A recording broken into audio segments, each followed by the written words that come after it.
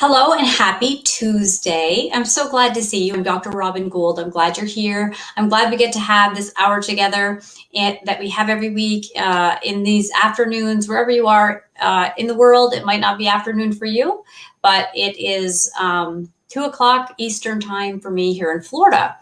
And so we're having a bit of a chilly day. I hope you're having a cozy, whatever great day wherever you are. And wherever you've been, whatever you've done, whatever you've thought, whatever you're struggling with, whatever you're celebrating, I want you to remember that the future begins now. And so we're going to get right into what we're talking about, because it just feels like that hour goes by so fast and we never get to cover everything I want to cover. But this is part 2 of the of last week. So that would be January the 21st? No, 26th maybe? Yeah, I think it was the 26th. It's called Camels and Gnats. And so I want to do part 2. I didn't even get to quite even get into the Brit Hadashah, the New Testament writing that I want to talk about, which we're actually going to go on to the next one because time does march on and everything is so relevant now, week for week, with the portion of really what's happening. It's amazing. It's amazing when you know the portions. When the Bible is your foundation, it's exciting. You start seeing things and you have a lot of hope. And so the future begins now is really nothing to say we erase everything good you've done. We're saying we're heading toward a future of even better, more growth, more expansion of who we are, and more opportunity. So I just want you to know this. That's always supposed to really encourage you. So let's get into what we're talking about. The portion. We're going to do some of the portion. So last week we talked about camels and gnats, and oh my gosh, I like the heat is on. It's actually a little chilly here, and all my little hairs are flying over. It's going to itch me. Okay, we're going to pretend that isn't happening. Okay, so camels and gnats. So what we were talking about last week was the idea that there were a lot of people in the political world that were very much removing themselves from the political world, or they were making judgments overtly in the political world. So we're talking about the political world, and I would call that on some level government systems that oppress people would be, from my perspective, the beast, right? That beast system that is not really, that's not the ideal, right? And so we were talking about offenses last week. We were talking about people that get offended over something that's maybe one individual leader would say that would offend them because they didn't like the way they said it, or they thought their personality wasn't eloquent. And they would elevate that preference. Maybe it was something that was said about women they didn't like. Maybe it was something they said about someone else or whatever they didn't like. And they were elevating their offense toward these things very specifically above the laws and the governing and the important things. So basically, it would say that you are swallowing a camel and straining the gnats, right? You're just your priorities are off. Your priorities really shouldn't be caring about that politician's life. It should be caring about yours, your children, and your grandchildren. These are the things that should be our priorities. This would be what I would call the outside of the cup. It might look clean, but it's the inside of the cup, right? A tweet might be the outside of the cup, and there might be a certain thing, and you might even call that fruit. I'm not saying I can judge everything that's fruit. What I can say is that the inside of the cup is what's coming out of the cup in terms of something lasting that impacts other people as a matter of principle and not just as a matter of preference. Okay, so that's a really important thing that we need to rise above out of our piety and our religiousness, and we need to get into some sort of politics. Now, I am one of the Becky Book authors. I write books. One of the authors, this example, Divorce and Remarriage in the Bible. I've got some other books, and they're simple books to help you understand some of these more topics that people often don't do a big deep dive in. I do the dietary laws from an attachment perspective. That's not something you see every day, but I'm an attachment specialist, and I'm very motivated, and the lens through which I see everything is through attachment. It's very important you understand that about me. Always know to whom you listen and what their bias is, because of course that just gives you their slant. I'm always going to look at God the Father as a good parent. I'm always going to see his laws as good. And in the portion this week, we get the law. I'm not going to cover that particularly. I'm going to give you context for the whole thing of it. But I want to just say some stuff about politics, specifically in terms of principle. So I know there are some people, and I see it like on Facebook or whatever, and I understand that people can get politics fatigue. And I have had it, and I kind of have it. And it's nothing wrong with that. Like people, there's just a lot going on.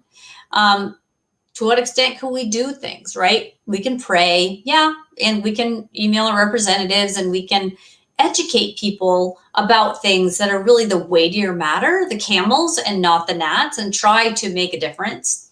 If people don't have ears to hear, you cannot glue ears on their head and make them hear. So that's frustrating, but that is a truth, and we need to understand that. But politics matters in a lot of ways for the believer, right? Very particularly for the believer.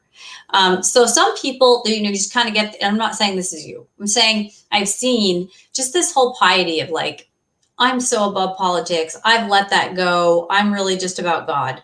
Let me tell you something. God is about politics. And I want to talk about it, and I want to connect it to the portion. And there are people with whom I communicate that do agree with me. And we've had some really great discussions.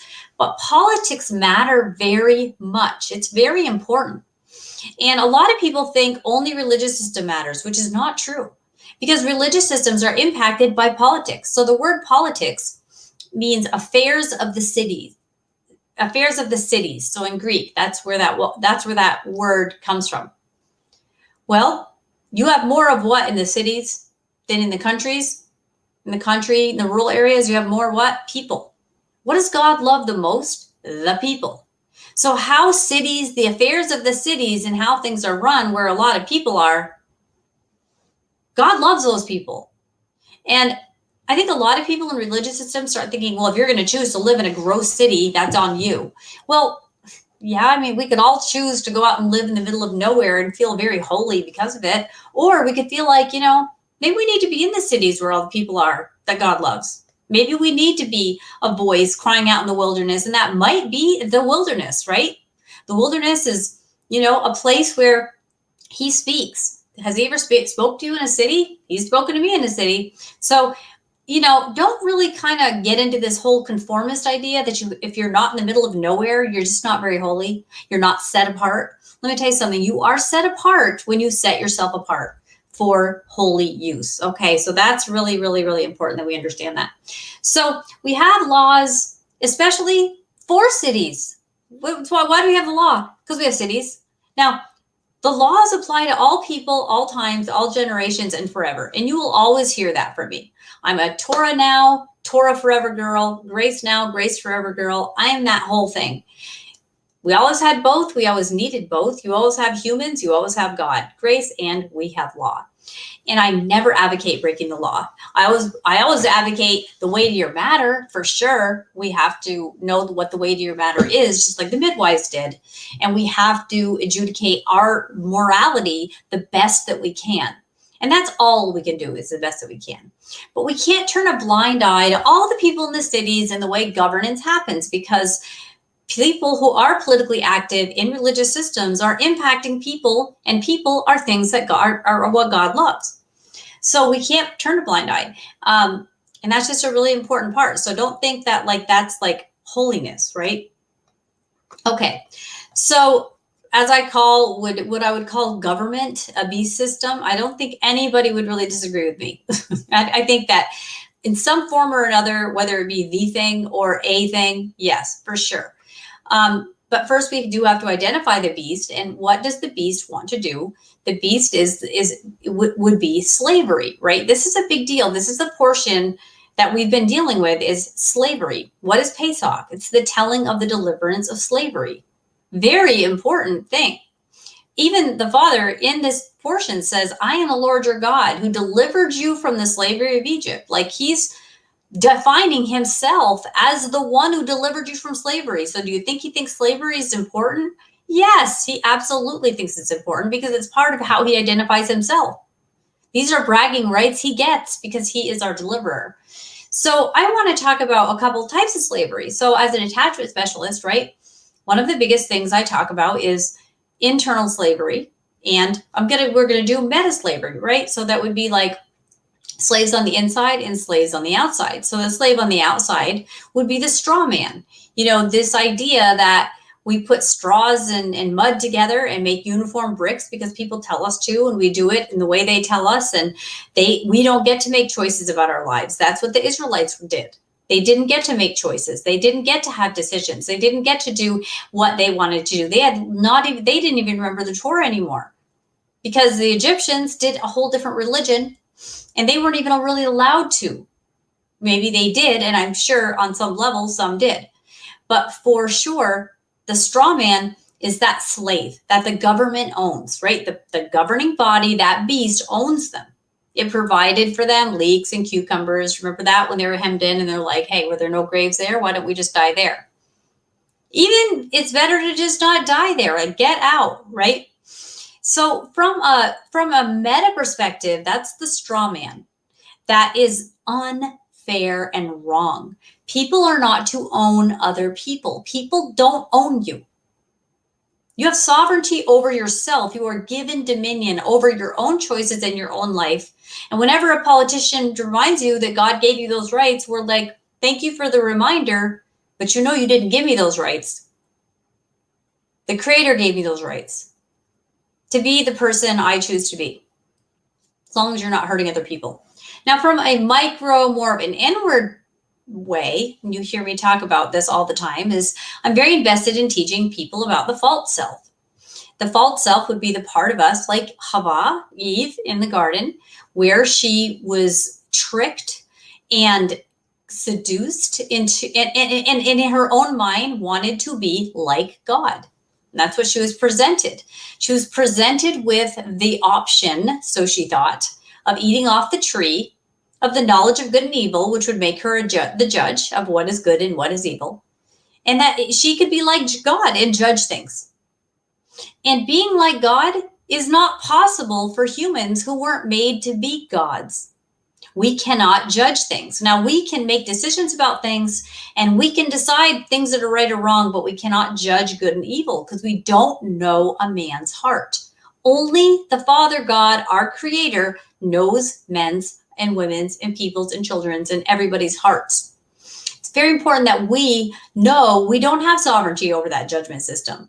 We are the people, and the judge is the judge. So we're either the receiver of the law and the doer of the law, or we're the giver of the law. There's no intermediate human in you that can sometimes be the judge and sometimes not. Okay? Remember that. That's very important. So that's where we're going into. That's why slavery is just this huge deal. It's just a really big deal. And it's a big part of the Messiah's ministry was to, come against religious leaders that were trying to put burdens and yokes on the people in this ownership territorial way, not in a way that was providing a community to be close and harmonious and in step with each other and kind and helpful and grieving together and mourning together and rejoicing together and celebrating the feast together. No, they wanted to be leaders and rulers.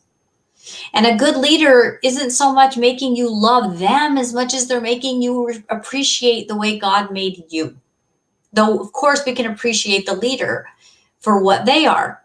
So if there's a leader that's caused people to rise up and recognize their worth, their value, and their freedom, that's a good leader.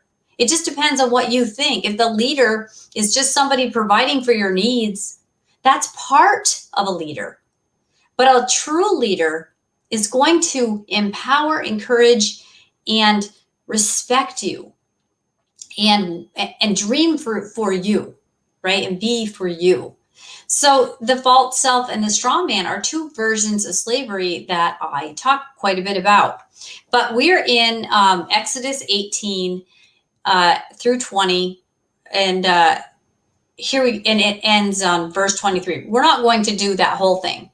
I want to just get to a certain point, and I want to make a few points because I mean, we really never have time in an hour, right? This could take a year, right? Honestly, but I want to just touch a few things that maybe you're not getting from other places, because I I was just trying to be in my lane. Okay, and here's my lane, which is attachment. And so here is where we are going to talk a little bit more about Jethro. So this is Yitro. This is what our portion is.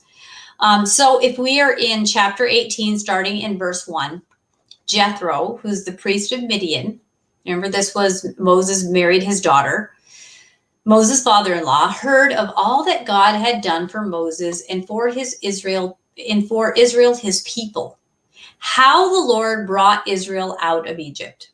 Okay. We are already introduced to, again, how important this story of deliverance was, is, will be. So when he heard of all of this, it said that he heard of all of this. Like, this was a story, big story, huge story. The second Exodus will be bigger, if we can imagine. So yes, slavery is a big, huge issue. And the father is extremely, as he should be, proud of himself. And I say this in a reverent way because he should be, because he is our deliverer, takes us out of slavery, delivers you from all slavery, delivers me from all slavery. Nothing can enslave you. Nothing can entrap you unless you open the door to let that happen and give consent. So let's talk more about this. What does consent look like? We're going to talk about that. So when he heard of all that God had done for Moses and for Israel and his people, how the Lord had brought Israel out of Egypt.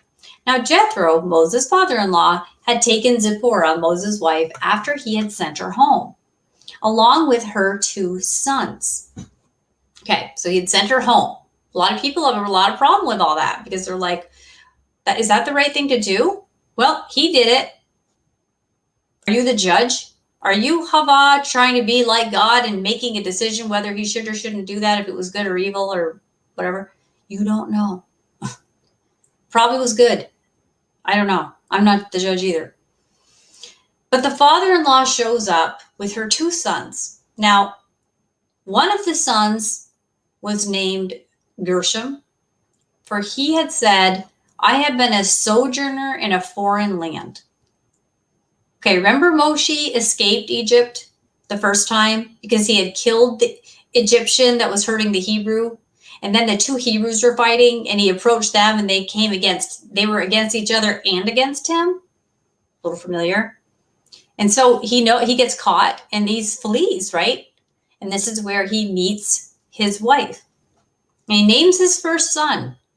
I have been a sojourner in a foreign land. The son is the fruit of that experience. He's one of the things that came from that experience. And the name of the other, Eleazar, for he said, the God of my father was my help and delivered me from the sword of Pharaoh. Pharaoh is a massive theme in the Bible. Pharaoh, Pharaoh, Pharaoh. Pharaoh is in the form of a lot of tyranny. Depends on how you say that. I hear different teachers using it in different ways, so I'm going to cover my bases. Interesting. He named his 2 children after I was a sojourner in a foreign land, and the name of the other, Eleazar, the God of my father is my help. He delivered me from the sword of Pharaoh. So Moshe was delivered a couple ways. One, he fled. The other, God fled him. He was delivered in 2 ways. One was his doing, excellent. The other was God's doing, excellent, right? And here we have this story. Jethro, Moses' father-in-law, came with his sons and his wife to Moshe in the wilderness, where he was encamped at the mountain of God. And when he sent word to Moshe, I, your father-in-law Jethro, am coming to you with your wife and 2 sons with her. Moshe went out to meet his father-in-law and bowed down and kissed him. And they asked each other of their welfare and went into the tent. So that's interesting. They asked each other of their welfare and then they went into the tent. So the Bible, to me, not a wordy book.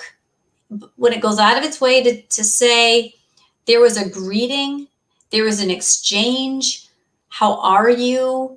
That to me is setting the tone for that this relationship, they missed each other. They couldn't wait to talk and give each other the 411, like what's been happening. And it says that they asked each other. Moshe also wanted to know, how are you?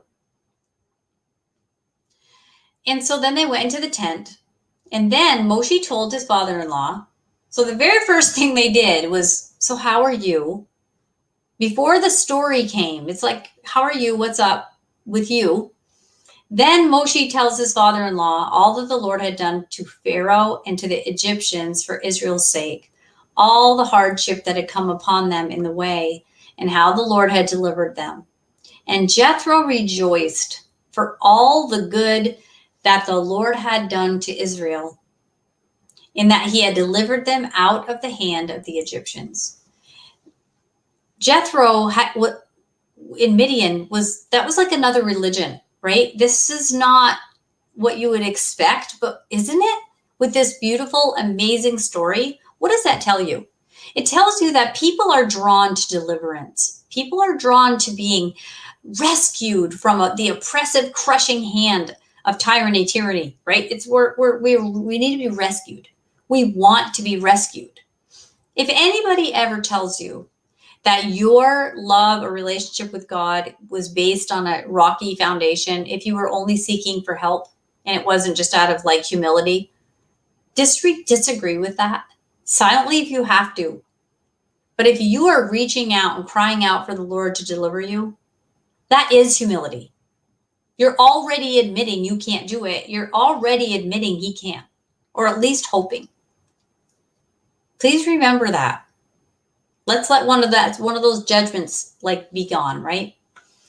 Because he had delivered them out of the hand of the Egyptians, that oppressive hand. So you keep getting this redundant sentence, like we know, we get that.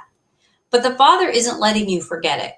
He keeps redirecting your attention that it is not good to be under the hand of Pharaoh. It's not the way you were designed. So Jethro said, "Blessed be the Lord." This guy from another religion says, "Blessed be the Lord who has delivered you out of the hand of the Egyptians." Again, you're getting this sentence, okay? And out of the hand of Pharaoh. So what was happening was the Egyptians and Pharaoh had a heavy hand on the Israelites and the mixed multitude that, I don't know to what extent the mixed multitude included, like what that was. A lot of people have a lot of themes and views on that. I'm not even getting into it. But to deliver you out of the hand of the Egyptians and the hand of Pharaoh. So Egyptians would be the people that belong to Pharaoh by lineage or association of some kind. They themselves had participated in Pharaoh's enslavement of these people.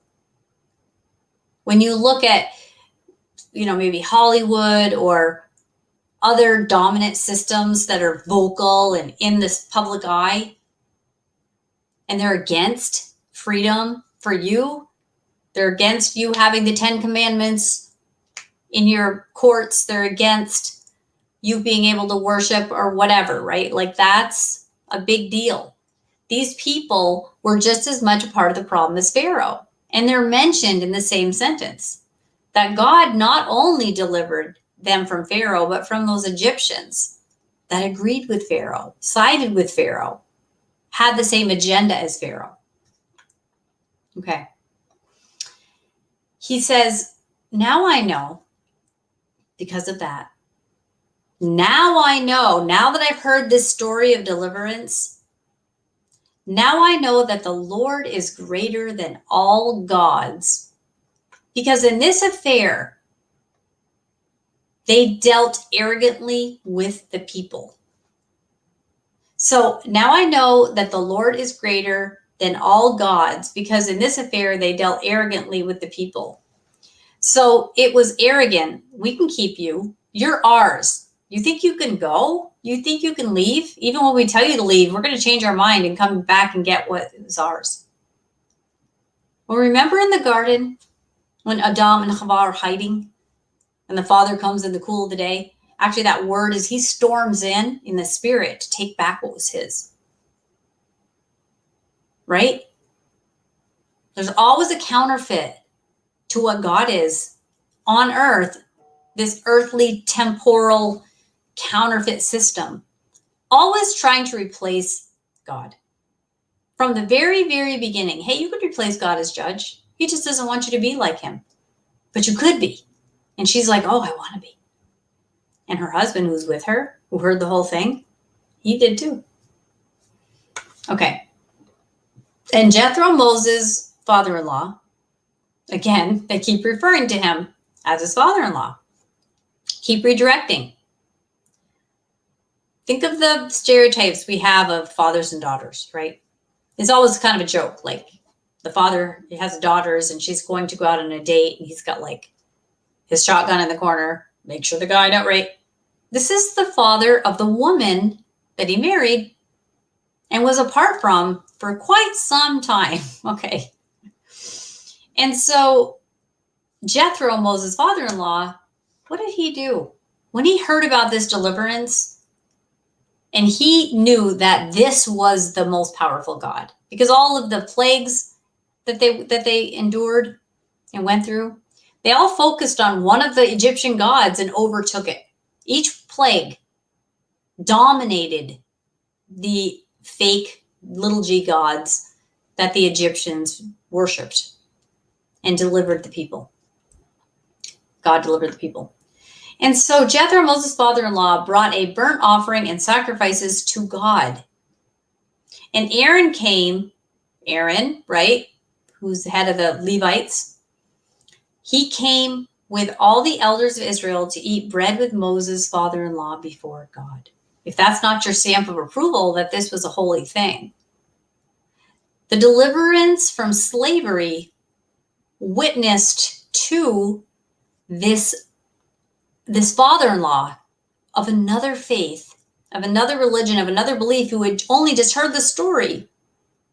He himself was way out in the non-city, Midian, but he hears the story of this politics, the affairs of the cities, and how they got out and were delivered.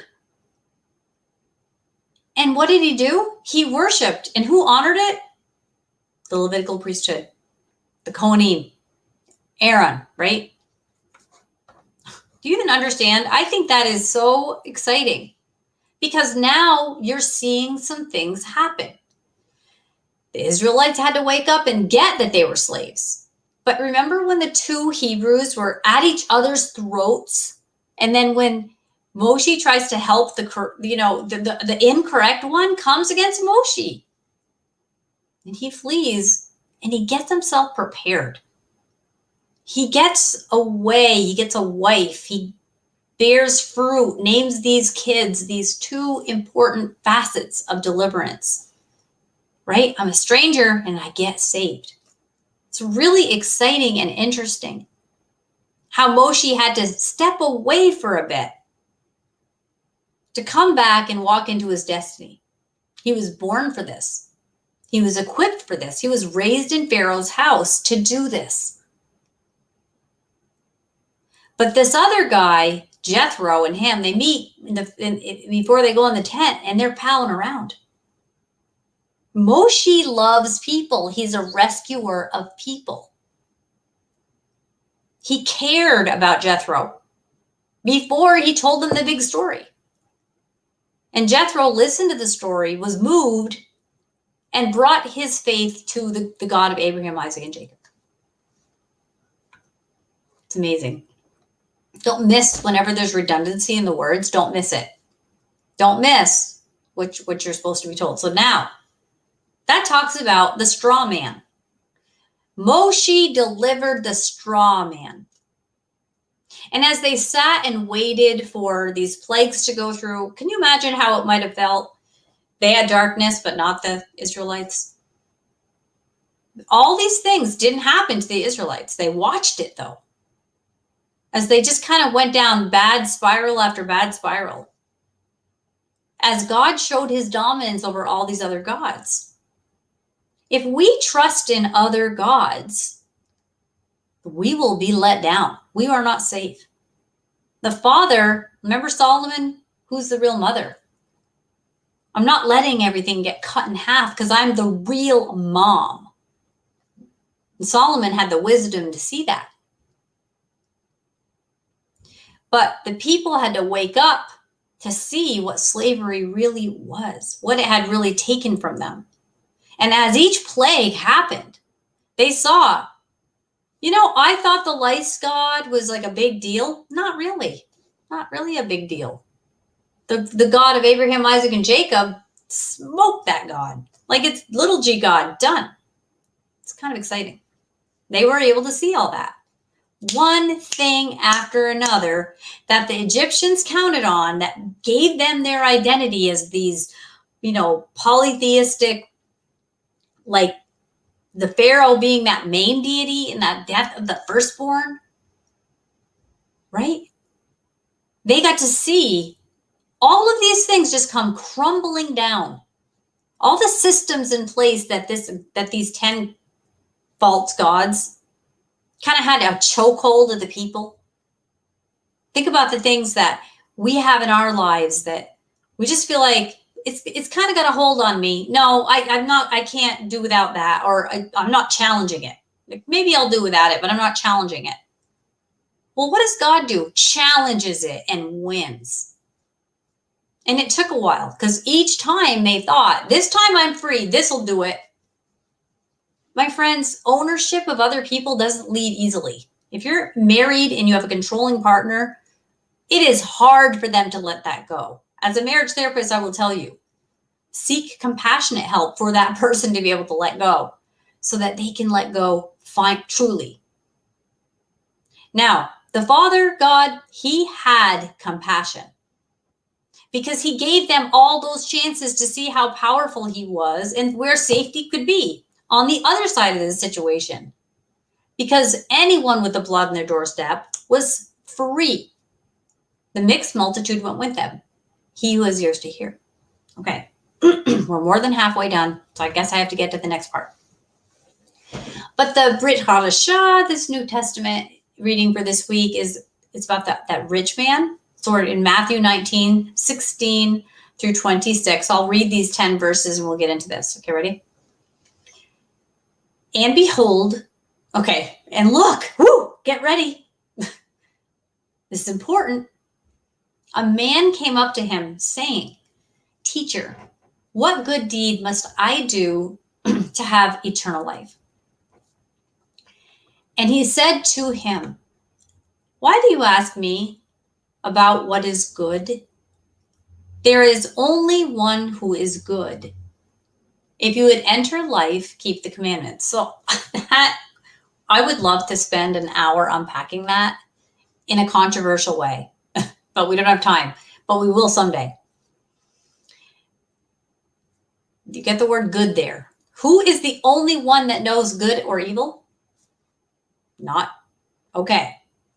He's like, why are you asking me? Human.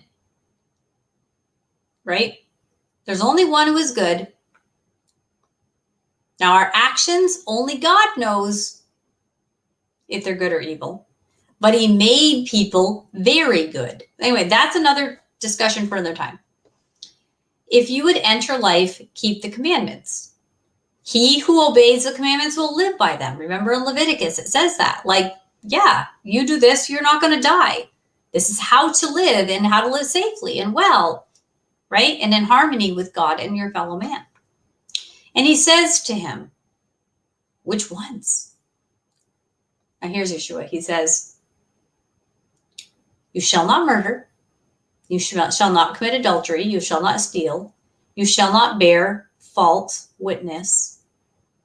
Honor your father and mother, and love your neighbor as yourself. So he just gives him a few. Which ones? Okay, now, there's a lot of ways that people read this. Some people think those are the only laws, period, that Yeshua says to keep. That's it. Well, that leaves out a really lot. Like, you can drink blood now, right? That's just an example. Think of all of the laws not listed here that would be egregiously horrific if we broke them. Now remember, it's already sealed and galvanized in our heart as truth, Deuteronomy, everything that was given. And in this Torah portion, the law is given to Moshe again, for the first time written down. We believe it. It's true. Our God is not a man that he would lie. So the young man says to him, well, I've done all that stuff. Like, I haven't stolen. I haven't borne false witness. I have honored my father and mother. I've loved my neighbor as myself. So interesting. Maybe he's mentioning the things that the guy has already obeyed. Very specifically, he's not murdered anybody. He had never committed adultery. He had never stolen anything. He had never borne false witness against somebody else. He honored his parents.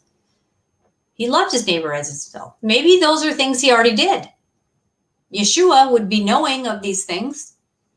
And the young man says, all these I have kept. What do I still lack?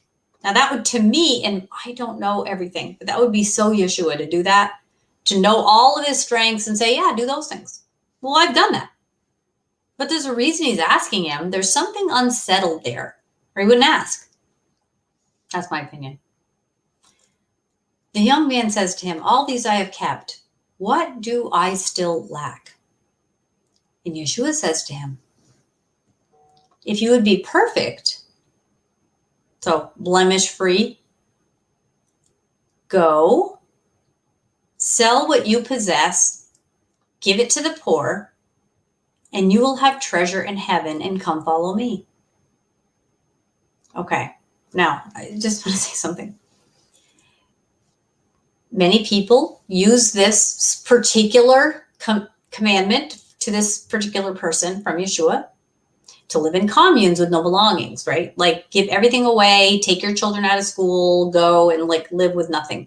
And okay.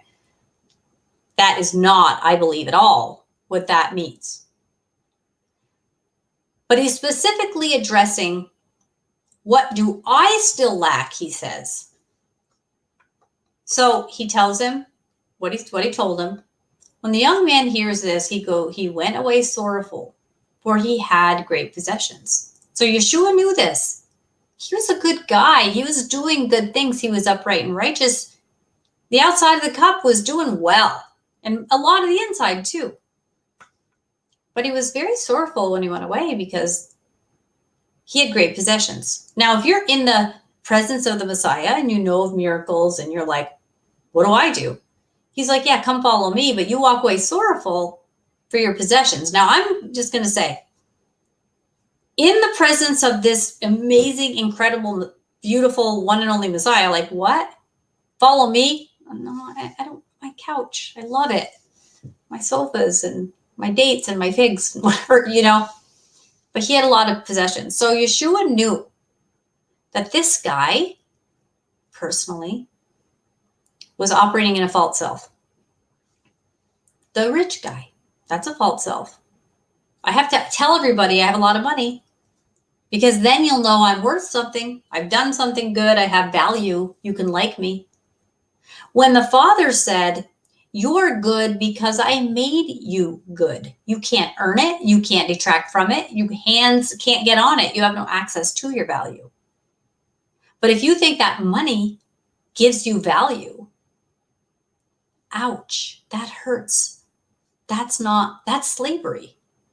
Then you are a slave to your possessions to stay valuable, working hard to upkeep them, rather than letting the Father upkeep you. So you have the straw man on the outside and the straw man on the inside, right? That's the false self. That's the inside of the cup that's not clean. Now, what does Yeshua say? Go get rid of your stuff and come be with me. I think what he's saying is your identity is in me, and I'm going to show that to you, and you're finally going to be happy because that stuff owns you. Not everybody who has a lot of money and a lot of stuff is owned by their stuff.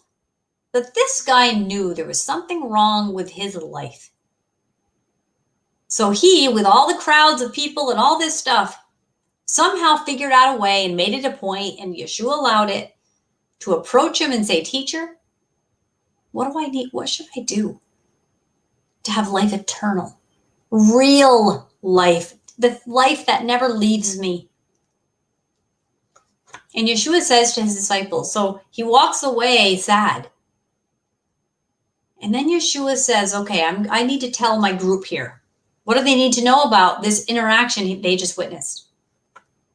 And he says to his disciples, "Truly I say to you, only with difficulty will a rich man enter the kingdom of heaven." Now, does he say that no rich men enter the kingdom? For sure not. But is it more hard? Yeah, he says it's going to be harder.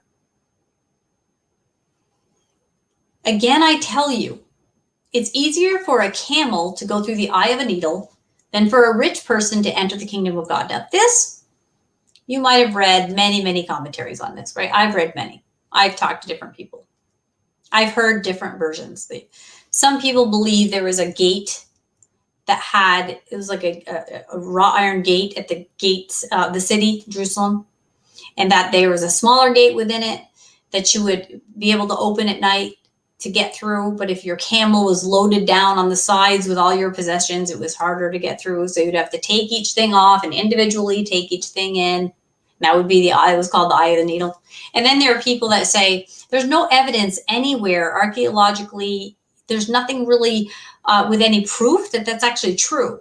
Great story. It really helps us understand the narrative. But if it's not true, it doesn't help us understand anything. And then there are people that claim it is true. So you decide, do your research on that, and you see. Makes sense. I mean, I'm not saying it's not a great story. If someone can't prove it, I'd love to know where it came from. But I don't know. I have read different accounts of that too. And since I don't know, I'm not going to put a dog in that fight. Some people think that the word for, is a word for camel, it's a word for rope. That it's easier for a rope to go through an eye of a needle than for a rich person to enter the kingdom of God. And that would be really hard to do because a rope is really thick and a needle is really tiny. But with God, all things are possible. God can make that rope fit through that needle. Well, that would suggest something. That either the needle got bigger or the rope got smaller by what God would do. That makes sense too. That works for the narrative. But either way, whether we're unloading packs or the rope is getting skinnier or the needle's getting bigger, something is changing. So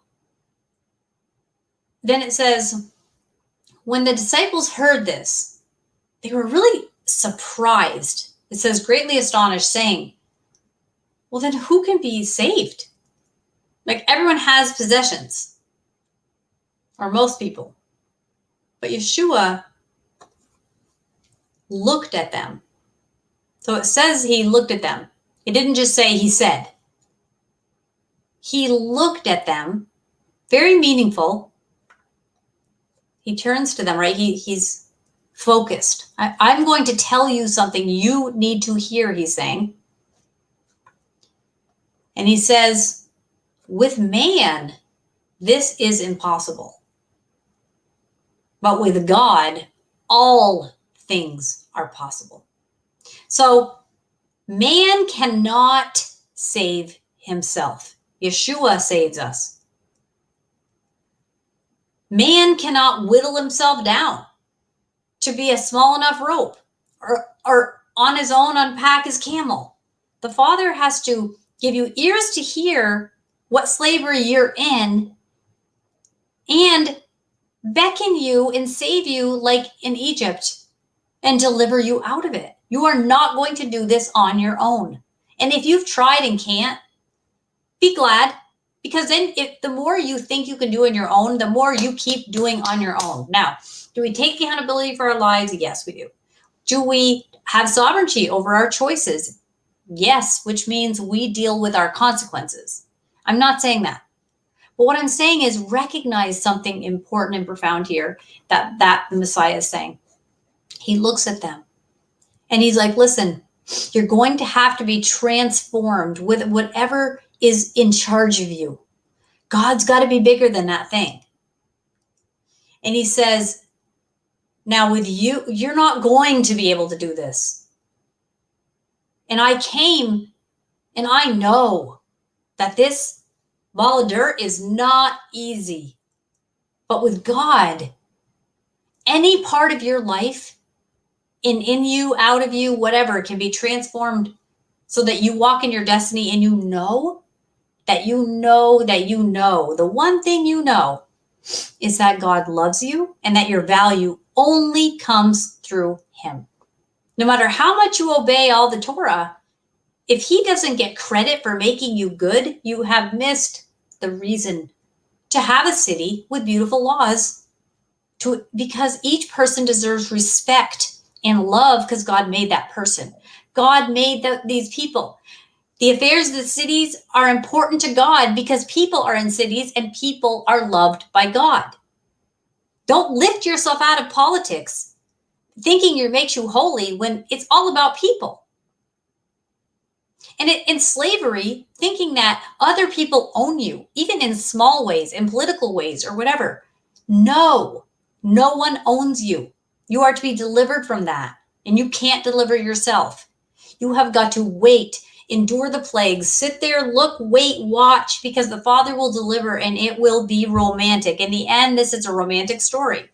When we tell this story every Pesach, we're dipping blood on a plate, we're doing all this, eating bitter herbs. We have our rituals and the way that we, as a group, have decided this is how we do the retelling with our Haggadah, right? We do this every year.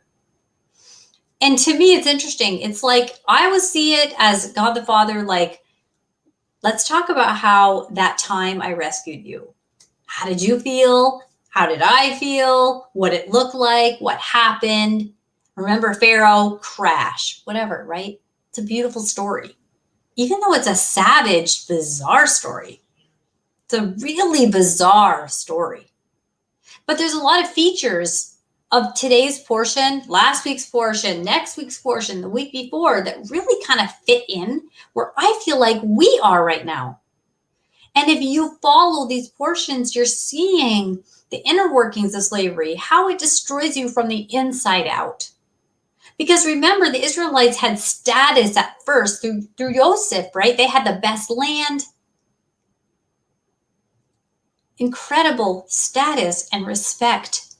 But over time, when that Pharaoh that no longer appreciates Joseph rises up and places taskmasters over them, they give in until God sends a Moshe. And where does he send a Moshe? Through Pharaoh's own house. Moshe was taken from the reeds by Pharaoh's daughter. You wouldn't have expected that. You would never have expected that. You'd expected like a John the Baptist kind of guy, not like a Pharaoh's spoiled son. Pharaoh was the deity. And Joseph, right, became Pharaoh's right-hand man.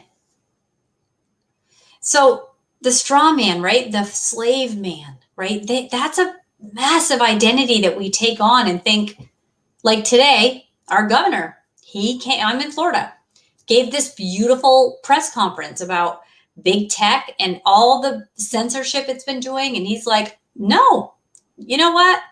Other states are going to do what other states are going to do. I wish they would do what I'm doing. But what I'm saying is stop censoring my people who just want information and to talk to each other freely. Because when you limit how much they know who they are, in that Torah portion, it's like, we're worried the Israelites are going to know how many there are of them. They outnumber us. Well, the Father wants you free. He wants you free to obey his law. The law is not bondage. It's freedom. You know what's bondage? The beast system that says to keep those laws, you're getting in trouble. You want to talk about loving your neighbor? You want to talk about the Bible? You want to talk about teaching the Torah? No. You are prevented from freedom to obey the laws. That's what the beast doesn't want, because it comes to kill, steal, and destroy that system. And it is politics, my friend, that many times this is executed. This isn't a spiritual idea. It's a physical reality. And it's very easy to lift ourselves out of, piously out of politics when other people are stuck in suffering and hurting and trafficked. We have to commit, not just for our own selves to get out of slavery. We have to commit to being against slavery of all kinds, in us, in others, and outside of others, and in groups and in systems, in schools, all of these things. We need freedom because we need sovereignty over our own choices so we can live in free will and have that uninterrupted, beautiful relationship with our Father that brings him delight. And then that joy of the Lord will be your strength. But when you walk toward freedom because you know he's going to catch you, he's joyful. He loves you. And he wants you free. And he wants you free to obey his law. He loves his law and he loves you. And he made his law for you. And politics is the affairs of the cities. And he cares about all these people in all the cities. Because he wants to restore all things. Each thing, everything, to be restored back to its original state. What was your original state? Each and every human being will be restored back to that original state. Take that for what you will. We'll talk about that another time, I guess. Let me see if somebody's in the chat. I haven't done the chat. I've got a comment there. I'm at a time when very few people are around.